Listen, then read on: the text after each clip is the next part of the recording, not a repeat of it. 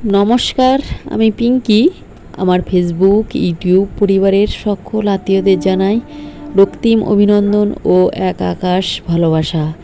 আপনারা সকলে ভালো আছেন, সুস্থ আছেন, আর আপনাদের ভালোবাসায় আমিও কিংবা আমরা সকলে ভীষণ ভালো আছি।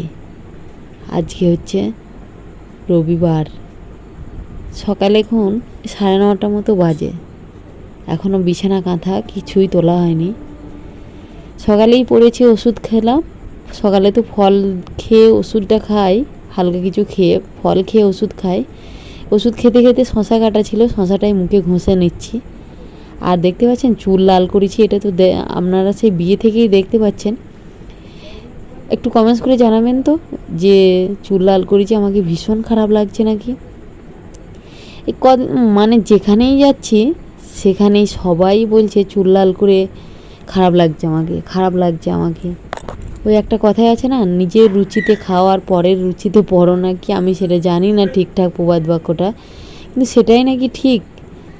সবাই বলছে ভালো লাগছে না আমাকে, চুল লাল করে আমাকে ভীষণ বাজে লাগছে। আপনারা একটু বলবেন তো আমাকে কেমন লাগছে সামনে চুলগুলো। লজ্জায়, ঘৃণায় আর সবার যে বাজে লাগার থেকে আজকে ফাইনালি দোকান থেকে একটা সুপার ভাজমাল তেল নিয়ে এসেছি। সামনে যেটা লাল করা হয়েছে সেটা তুলে দেব, চুলে দিলে চুলটা কালো হয়ে যাবে। সবাই কেউ বললো না যে না বেশ বেশ লাগছে কিংবা ভালো লাগছে। বিয়েবাড়িতে সবার প্রশ্নের উত্তর দিতে দিতে আমি ক্লান্ত। বিয়েবাড়ি থেকে বাপের বাড়ি গিয়েছিলাম, সেখানেও সবার উত্তর দিতে দিতে আমি ক্লান্ত। এখানে এসেছি, এখানেও যে দেখছে সেই বলছে। কি করা যাবে, ফাইনালি মাথায় আসেনি বুদ্ধিটা। একজন বুদ্ধিটা দিল যে এই তেল পাওয়া যায়, তেলটা দিলে চুলেরও ক্ষতি করে না, আর আমি তো কোনো তেল ইউজ করি না চুলে, নারকেল তেল ছাড়া। সেই জন্য বললো যে এবার যাই হোক কিনে নিয়ে এলাম। সব থেকে ছোটো, একবার দেওয়াতেই চুলটা কালো হয়ে গেছে, আর দ্বিতীয়বার আর দেওয়া লাগবে না, কিন্তু তেলটা বেড়ে গেছে। আর চুলে ওই তেলটা দিলে না কেমন একটা বাজে গন্ধ লাগছে আমার, আর জামা কাপড়ে দাগ লেগে গেলে আর উঠছে না চুলটা, মানে তেলটা এতটাই কালো ভাব। আবার শ্যাম্পু করার পর মাথাটা যে তোয়ালি দিয়ে মুছে রেখেছিলাম, তোয়ালিটাও কালো হয়ে গেছে। যাই হোক কী করা যাবে, কিছুই করার নেই। আর ও চুলে তেল ফেল দিয়ে তারপরে বিছানাটাকে সুন্দর করে গুছিয়ে নিয়েছি। বর তো সকালবেলা টিফিন করে কাজে চলে গেছে, এখন আমার টিফিন করার পালা। আমি টিফিন করবো, একটু আলু সিদ্ধ করেছি।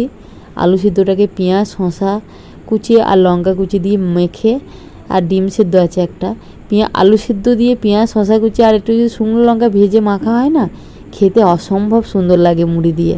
আর আমাদের বাঙালি ঘরে কিংবা আমাদের শ্বশুরবাড়ি যেখানে বর্ধমান, এই হাওড়া, এখানে মুড়ি খাওয়ার চলটা বেশি টিফিনে, জানেন তো। যে টিফিনে অন্য কিছু রুটি করবে, ভাত খাবে এরকম না।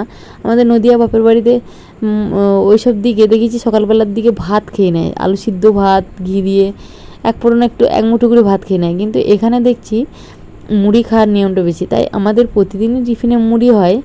আর মুড়ি খেতে বেশ ভালো লাগে, একটু নতুন নতুন আইটেম কিছু বানালে আর বেশ ভালো লাগে।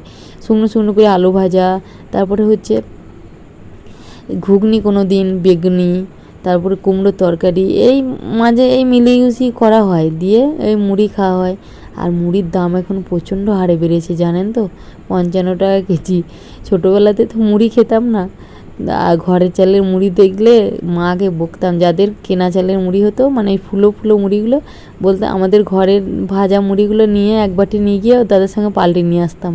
কেমন বোকা ছিলাম দেখেছেন, কারণ ওই মুড়িগুলো অল্প খেলেই তো পেটে থাকে, আর এই মুড়িগুলো তখন গিয়ে পাল্টে নিয়ে আসতাম তাদের বাড়ি থেকে। এই ছিল মাথার বুদ্ধি। মুড়িটা বেশ ভালো লাগছে।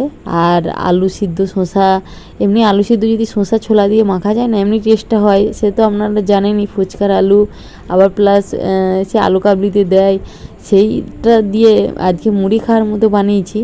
বেশ লাগছে খেতে, অসম্ভব সুন্দর টেস্ট খেতে। যাই হোক মুড়িটা খেয়ে নিলাম। এখন এক হাতেই সব ভিডিও ক্যামেরা করছি। এবার মাছ এনেছে আজকে ভোরবেলাতে, বাজার থেকে মাছ এনেছে, কাতলা মাছ এনেছে 1.5 কেজি মতো। সেই মাছটা এনে থেকে ধোয়া হয়নি, ও ধুতে চাইছিল, আমি বললাম না থাক, আমি ধুয়ে নেব। এবার বেলাও হয়েছে, আর জানেন তো, এর ফাঁকেই আবার ভিতরে অনেক গ্যাস হয়ে গেছিলো আমার।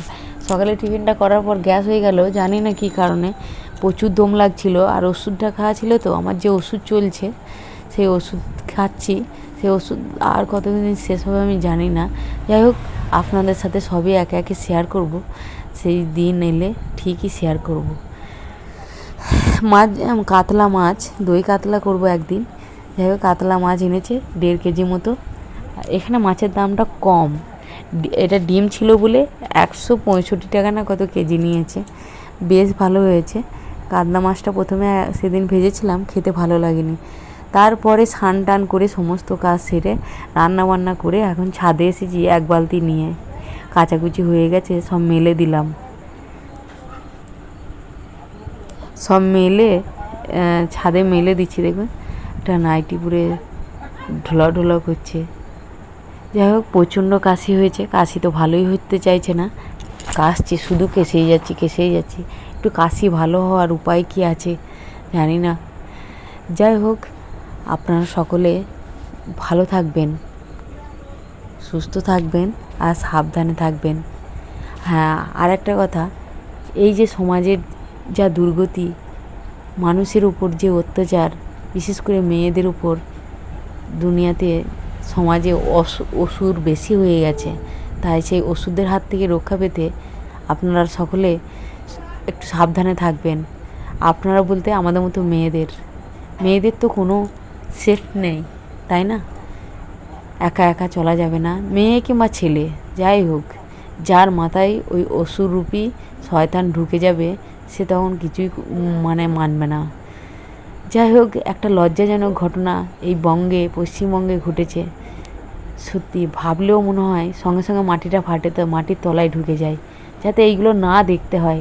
সত্যি এত লজ্জাজনক, এত ঘৃণাজনক ঘটনা। শিক্ষিত লোকরাই যে এত শয়তান হয় সেটা তো আমি জানি, তবু এই শিক্ষিত লোক